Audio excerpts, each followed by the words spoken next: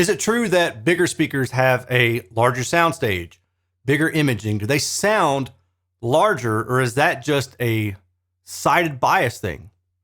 I was asked this question recently by a patron who saw somebody else's review of another speaker, and he was just like, "Hey, Erin, what do you think about this statement that bigger speakers have bigger images?" And then I was reminded of a video I watched last week of another YouTube reviewer. Seems like a really cool guy. I'm not going to mention his name because I don't want it to sound like I'm starting any drama, but he was talking about some speakers that he owns, and these are very large speakers. And he says one of his favorite things about those speakers is that they sound big. So first of all, let's take the speaker out of the equation. What drives, assuming everything else is the same, what drives soundstage, imaging, precision, things like that is the source music. If you have music that is played in mono and it's not panned left or right, it doesn't have any kind of effects going on, it's probably going to sound dead center mono, and it's only going to be about as wide as whatever the music or the content is itself. Now, other tracks will have different phase things going on inside of it. Some of you may be familiar with the term QSound, and it is a method to manipulate the phase of different sounds, and that way it makes it sound like things are occurring outside of the soundstage. If things are perfectly in phase, then it's going to be within the soundstage, within the speakers. But if it's a little bit tweaked, maybe not even 180 degrees out of phase, we're talking maybe 45 degrees, just a little bit, can throw images outside of the soundstage. And in particular, I believe it's QSound. There's a Madonna, was it her Immaculate Collection that was redone in QSound? I'd have to double check, but I believe that's what it was. And when I listen to tracks off of that particular album, it's like the images are just super broad. And sometimes I've forgotten about that. Apple playlist will be playing some of those tracks, and I'll be like, gosh, what's going on with my speakers? The soundstage is ridiculous. And then I remember, and I'm like, okay. So I want to bucket that.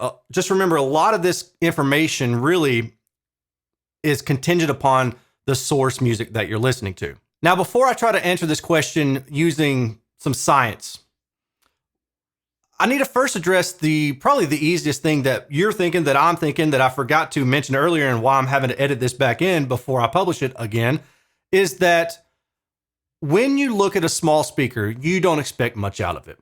If it has low frequency output capability that's more than you expected, then that speaker might sound big to you. So when you go into a session to listen to a pair of speakers that has multiple woofers, you're probably already expecting that speaker will sound large. Truth be told, sometimes that's the case. Sometimes the frequency response of that speaker will get lower than its bookshelf counterpart. But I will tell you guys, the majority of the time, a tower speaker, unless you're spending pretty good money, is not really going to get much lower than a bookshelf speaker. Let's say the bookshelf speaker plays down to 50 hertz or so. Well, that tower speaker probably is only going to play down to 50 hertz as well. But the main difference there is that bookshelf speaker may have a sensitivity of 85 decibels, where that tower speaker might have 88 or maybe 90 decibel sensitivity. So it doesn't play lower, it can just get a little bit louder, a little bit more easily without distortion. And maybe that's why it sounds like it plays like a bigger speaker. Getting back to the original question of, do bigger speakers have bigger presentations, bigger sound stages, bigger images? Consider this. The ideal speaker, I think most people would agree with this, the ideal speaker is going to replicate a point source as best it can. And what do I mean when I say point source? Well, it would be a sound source that is uniform for every sound that comes out of that speaker. This is why coaxial speakers from KEF and Genelec, maybe even Tannoy and other brands, are really highly regarded, assuming that they're designed well, because they do a good job of creating a point source. If you have a tweeter and a mid-range, and you have them co-located, well then, if it's done well, then everything sounds like it's coming from that one source, the tweeter and the mid-range stacked right on top of each other. Given the limitations of some coaxial designs, some designers will put a separate tweeter above a mid-range. And the reasons for that are plentiful. Some people just don't know how to design a good coaxial. And I'm talking about the actual drive unit itself. And then some people don't want to bother with it because it's a lot of work. When you separate that tweeter from that mid-range, as long as they're like really close together, you can imitate a good point source as long as the crossover point is low enough. The further you separate this tweeter from this mid-range, the more that crossover point really, really matters, and the harder it is to get those two drive units to act like they're the same point source speaker. And so if you got out to some crazy high distance where the crossover just couldn't make up for the gap in the wavelength between the two, and it couldn't make them sound like they're a point source anymore, then you've got issues with phase, you've got smearing, you've got other things going on, not just in frequency, but time and phase. And those are two separate things, but those contribute to having what some might call a larger soundstage. And here's a simple trick for you. Take your existing speakers right now. If you're listening to me on desktop speakers or loudspeakers in your living room, walk up to those speakers, take the binding post, take this plug out of one speaker, flip it around, reverse the polarity, sit back down and listen. Now, what you're probably going to hear, what you should hear, assuming that your speakers were corrected or correctly connected the first time, is my voice should sound very diffuse. The image should sound like a little bit larger. My voice should spread out more. Now, that's not good because my voice right now is being recorded in mono. You should hear me as mono, and I should be right here, dead in the center. And that's the issue with crossover designs. So when you create a bad speaker, you have a poor crossover design, you get more spread, you get out of phase cancellations, you get more diffuse sound from that one speaker. I'm not even talking about from a pair of speakers. I'm going back to talking about just one speaker with the crossover that maybe isn't quite designed too well. And when that happens, the precision of the images in the soundstage, they're a little bit more lost.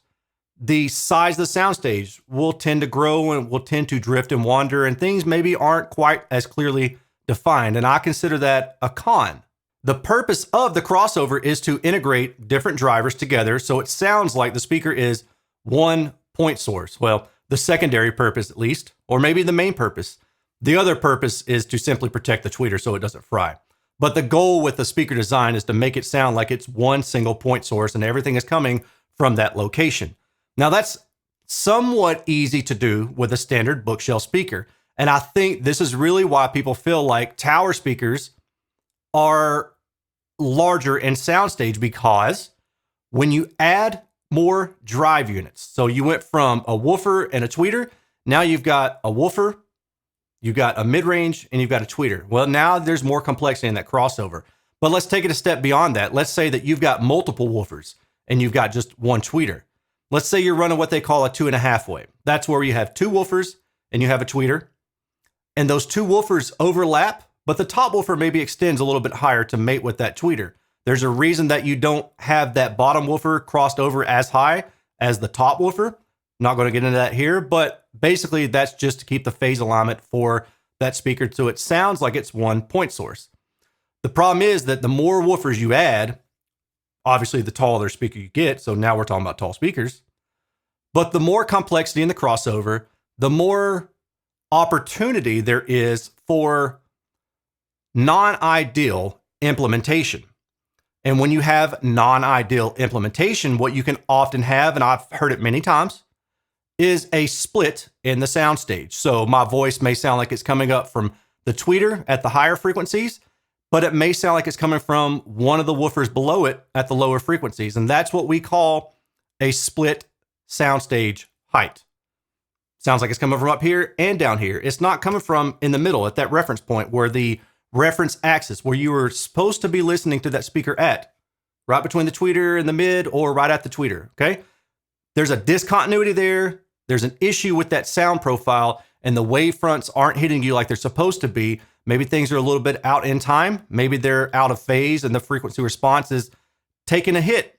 And so you have a vertical spread in your images.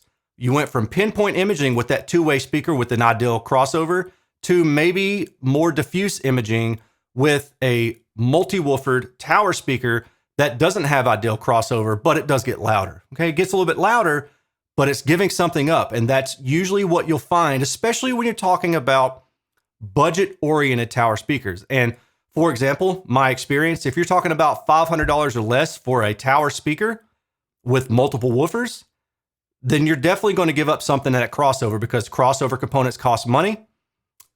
And when you don't have a good crossover, you get less precise imaging and things tend to wander within the soundstage. Now, not only do things wander in the soundstage, but the issue is frequency dependent. So it's not like you have consistent sound that maybe is diffuse. You might have sound that is more localizable for higher frequency, more diffuse in the mid-range. So now your problem is mini. Now you're like, okay, well, I can clearly hear the lower voice. I can clearly hear the lower vocal region, but something is happening in this upper mid-range, and then the cymbals, hi-hats, I don't know, tongs. Do people play tongs? That'd be funny. Those things might sound more defined, but something, again, is going wrong at that mid-range. Let's also consider baffle size. Now, pay attention, because this one's important. Baffle size is the thing that you put the speaker on, the baffle. The front of the speaker is the baffle.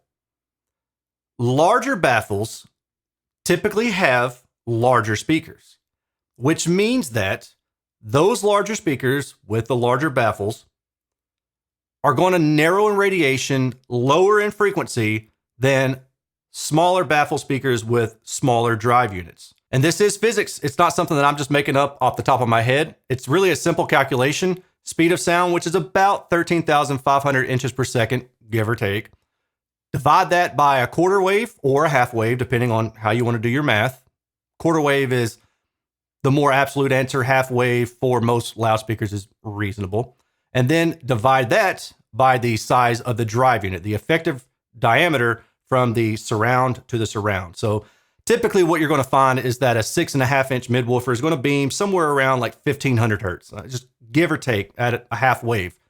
A 15-inch woofer is going to beam somewhere around 500 hertz. I'm not going to do the math right now, but it's somewhere in that ballpark for a half wave. So what happens above those beaming points is the sound is very broad, and then above 500 hertz for a 15-inch woofer, it starts to narrow up. Above about 1,500 hertz or so for a 6.5-inch midwoofer, it starts to narrow up. That means that 6.5-inch woofer is broader from 500 hertz to about 1,500 hertz than that 15-inch midwoofer, or bass driver if you want to call it that. That, therefore, means that there is less sound being reflected out into the room, and there's more of a razor-like focused image with a larger speaker. So, right back to the front of this thing, larger speakers in terms of width, baffle width, will generally have tighter imaging and focus than a smaller baffled speaker. And that's just based purely on physics. So there's two things going on here. One is, if you talk about a bigger speaker, is it the taller speaker or maybe it's just a wider speaker with like a 15-inch midwoofer with a horn driver above it? They're going to behave a little bit differently. So the one with the larger driver is going to narrow up. It's going to sound a little bit more tight. The one that has smaller drivers but is taller is probably going to have more radiation width horizontally, but have issues in the crossover as it hands off from midwoofer to mid-range to tweeter. And that's going to cause you a lot of different things. And ultimately, what I've wound up learning from my years of doing this is that taller speakers don't necessarily have bigger imaging. And if they do, most likely it's due to a few things. One could be, where are you seated? Are you at the right position? And is that crossover ideal for where you're sitting? But also, is that crossover ideal, period? I mean, have they taken the time to make sure that all of those drive units sound like they're emanating from a single point source? And then if you combine that with a broader radiation, because maybe it's a slim tower speaker, then it's going to have wider radiation. That wider radiation is going to hit those walls. I don't know, this is jazz hands.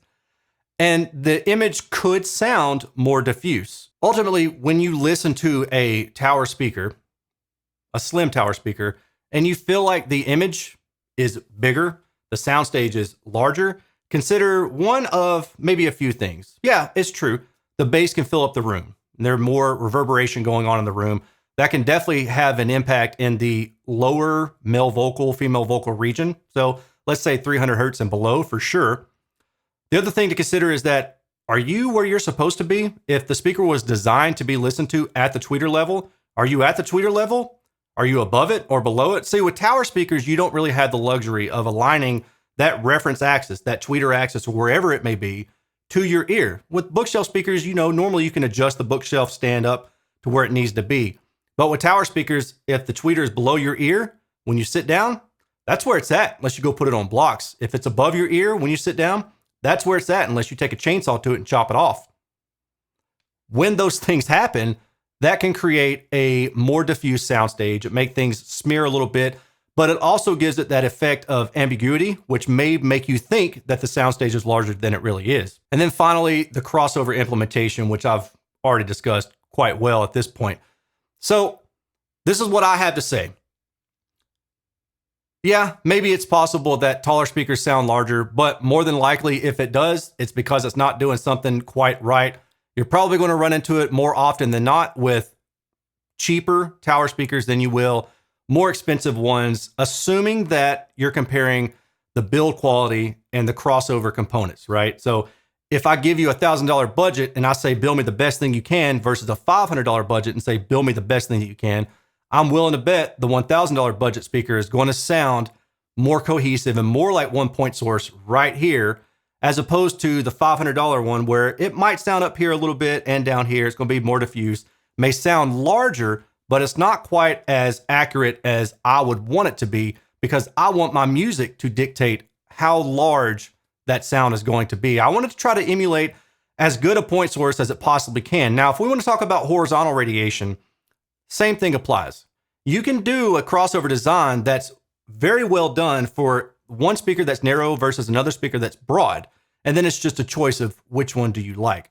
But I don't want people to think that just because a speaker is a tower speaker and it's physically taller, that it's going to have a larger soundstage and that is a pro. More than likely, if it has a larger soundstage or larger images, it's probably a con, and it's probably because something is given up in a trade-off somewhere.